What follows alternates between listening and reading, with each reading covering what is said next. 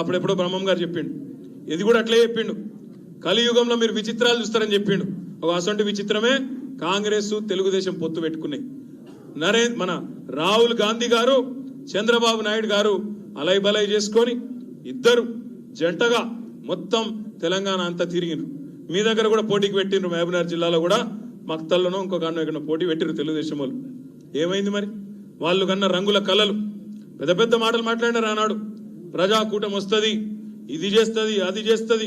కొద్దిగా మనోళ్ళు కూడా ఆగమైన చూసి, పేపర్లో అడ్వర్టైజ్మెంట్లు చూసి ఆగమైనా లేదా కొద్దిగా ఆ పేపర్ల నిండా ఎడు చూస్తాటే చంద్రబాబు పంపిన డబ్బులన్నీ ఇక్కడ కాంగ్రెస్ వాళ్ళకి వచ్చి ఎటు పడతాడు. పేపర్ల నిండా వాళ్ళే, టీవీల నిండా వాళ్ళే, ఎక్కడ చూస్తే వాళ్ళే కనబడి కొద్దిగా మనోళ్ళు కూడా కొంత ఆగమైనరు. కానీ అందుకే మనం అనుకున్న 100 కాకుండా 90కి వచ్చినాం. అయినప్పటికీ గొప్ప మెజారిటీలతో ఒక్కొక్క శాసనసభ్యుడు శ్రీనివాస్ గౌడ్ గారు మంత్రి గారు 50,000 పైచిలకు, అన్నగారు లక్ష్మారెడ్డి గారు 50,000 పైచిలకు, మన వెంకటేశ్వర రెడ్డి గారు 6,000 ట్రక్ వేసుకపోయింది కానీ లేకపోతే ఈయన కూడా 42,000 ఆయన కన్నా వచ్చేది. అంటే ఒక్కరు కాదు, ఇద్దరు కాదు, ఎటు చూస్తే అటు 40,000-50,000 బ్రహ్మాండంగా అద్భుతమైన మెజారిటీలతో గెలిచి దేశం మొత్తం అబ్బురపడే విధంగా, అరే ఇదేం మెజారిటీలు, ఇదేం గెలుపు, అఖండమైన మెజారిటీలతో గెలవడం జరిగింది. దానికి కారణం ఏందని చెప్పి అలా అటు చంద్రబాబు నాయుడు, ఇటు రాహుల్ గాంధీ, నరేంద్ర మోడీ అందరు తలకాయలు పట్టుకొని కూర్చున్నారు. ఏం చేయాలంటే వాళ్ళు ఒకటే అర్థం చేసుకున్నారు.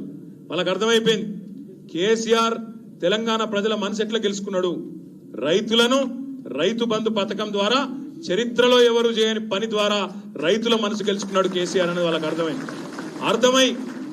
అర్థమైనా ఏంటంటే చెప్పేందుకు బేసిజం అడ్డం వస్తాను. అర్థమై కూడా కేసీఆర్ మంచి పని చేసిండు అని చెప్తేందుకు వాళ్ళకి ఎక్కడో అహంకారం అడ్డం వస్తున్నది. అందుకే ఏం చేసిండ్రు, మనం రైతు బంధు అని పెట్టుకుంటే నరేంద్ర మోడీ ఏం చేసిండు, ప్రధానమంత్రి కిసాన్ సమ్మాన్ యోజన అని చెప్పి పేరు మార్చిండు, కాపీ కొట్టిండు. అదే పథకం ఆయన పెట్టుకున్నాడు. పర్వాలేదు, దేశంలో ఎట్లయితేమి రైతులకు మంచి చేస్తే మంచిదే. చంద్రబాబు నాయుడు తెల్లారులేస్తే మనం తిడతాడు, కానీ అన్ని మన స్కీములు కాపీ కొడతాడు. మనం ఇక్కడ రైతు బంధు పెట్టి 2 ఏళ్ళు కాగానే ఇప్పుడు చంద్రబాబుకి ఎలక్షన్లు దగ్గర పడ్డాయి. సడన్ గా రైతులు గుర్తొచ్చారు ఆయనకు కూడా. ఇప్పుడు అన్నదాత సుఖీభావ అనట. ఇన్ని రోజులేమో ఆంధ్రప్రదేశ్లో అన్నదాత దుఃఖీభావ, ఇప్పుడేమో అన్నదాత సుఖీభావ అని చెప్పి రైతుల చుట్టూ గింగిరాలు కొడతా ఉన్నాడు. మనం ఇక్కడ కళ్యాణ లక్ష్మి అంటే పసుపు కుంకుమ అని అక్కడ ఒకటి పెట్టిండు. మనం ఇక్కడ అన్నపూర్ణ అని క్యాంటీన్లు పెడితే అన్న క్యాంటీన్లని అక్కడ పెట్టిండు. అన్నపూర్ణలో పూర్ణ తీసేసిండు, అన్న క్యాంటీన్లని అది పెట్టిండు. అన్ని కాపీ కొట్టుడే. ఇక చెప్పేందుకు బయటకేమో ఆయనకు పాప సిగ్గొస్తుంది. ఎందుకు చెప్తున్నాడు చంద్రబాబు నాయుడు, నిన్న ఇవాళ పొట్టు తిడుతున్నాడు. మనం ఇవాళ చూసినా నాకు చాలా గమ్మత్ అనిపించింది చంద్రబాబు నాయుడు మాట్లాడుతూ. మీరు రాన్రి, ముసుగులు తీసేసి రాన్రి, వస్తే చూసుకుందాం, ఆర్పార్ దేఖలేంగే, తెలుగోడి సత్తా ఎందుకు చూపుతామట. అంటే మరి తెలంగాణలో తెలుగు వాళ్ళు లేరా? తెలంగాణలో 4 కోట్ల మంది తెలుగు వాళ్ళం ఉన్నాం. మొన్ననే నువ్వు వస్తే నీ ఇబ్బలగొడి పంపించినాం.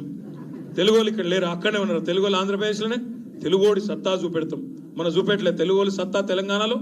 తప్పకుండా చంద్రబాబు నాయుడు గారు మీకు ఒకటే విజ్ఞప్తి చేస్తా ఉన్నా, కుట్రలు, కుతంత్రాలు, ముసుగు రాజకీయాలు ఇవి మాకు శాతగావు. తెలంగాణ వాళ్ళం మేము సాఫ్ సీదా ఉంటాం. ఏది ఉంటే అది చెప్తాం, బరాబర్ మనసులో ఏది ఉంటే అదే మాట్లాడతాం. కుట్రలు, కుతంత్రాలు, ముసుగు రాజకీయాలు, చీకటి దోస్తానాలు ఇవన్నీ కూడా వీటన్నిటి మీద పేటెంట్ ఎవరికైనా ఉన్నది ప్రపంచంలో అంటే ఒకే ఒక్కడు చంద్రబాబు నాయుడికి మాత్రమే ఉన్నది తప్ప మనకు మాత్రం లేదు. చాలా మాట్లాడుతున్నాడు ఆయన అంటున్నాడు, కేసీఆర్ గారట చక్రవర్తి లెక్క పరిపాలిస్తున్నాడట, జగన్ను సామంతరాజు చేస్తారట. కేసీఆర్ గారు చక్రవర్తి కాదా అనేది మొన్ననే ప్రజలు తీర్పిచ్చినారు. ఒకవేళ చక్రవర్తి అనుకుంటే కూడా కేసీఆర్ గారు చెట్లు నాటించిన అశోక చక్రవర్తి, నువ్వేమో రోమ్ తగలబడుతుంటే ఫిడేలు వాయించుకున్న నీరో చక్రవర్తి నువ్వు. నీకు కేసీఆర్ కు నక్కకు నాగాలోకి అనుకున్నంత తేడా ఉంది. కేసీఆర్ ఏమో సొంతంగా ఒక పార్టీ పెట్టుకొని ఆ పార్టీ ఎవరితో పొత్తు పెట్టుకోకుండా 2 సార్లు అధికారంలోకి వచ్చింది కేసీఆర్ గారు. నువ్వేంది మరి? మంది పెట్టుకున్న పార్టీలో దూరి, మామ పెట్టిన పార్టీలో దూరి, చీమలు కట్టుకున్న పుట్టల పాము దూరినట్టు మామగారు వెనకకేడు కొడిచి పార్టీని గుంజుకుండివి. అప్పటికెళ్ళి ఇప్పటిదాకా ఎవరో ఒకరితో పొత్తు పెట్టుకుంది, బతుకులేకపాయ, స్వయం ప్రకాశం లేకపాయ. మాటలు మాత్రం పెద్ద పెద్ద మాటలు మాట్లాడుతూ ఉన్నాడు. నేను ఒకటే విజ్ఞప్తి చేస్తా ఉన్నా మీకు, తెలంగాణ ప్రజల చైతన్యం మొన్న దేశం మొత్తం చూసింది. నాకు విశ్వాసం ఉంది తెలుగుదేశం పార్టీని ఈరోజు ఆంధ్రప్రదేశ్లో కూడా మనమేమో చేయాల్సిన పని లేదు, మనం పోయే అక్కర కూడా లేదు. అక్కడ ఖచ్చితంగా ఆంధ్ర ప్రజలే కోరుకుంటున్నారు, ఈ దుర్మార్గ పాలన అంతం కావాలి, ఈయన ఇంటికి పోవాలని కోరుకుంటున్నారు. బాబు గారు పోతేనే జాబులు వస్తాయని వాళ్ళకి అర్థమైంది.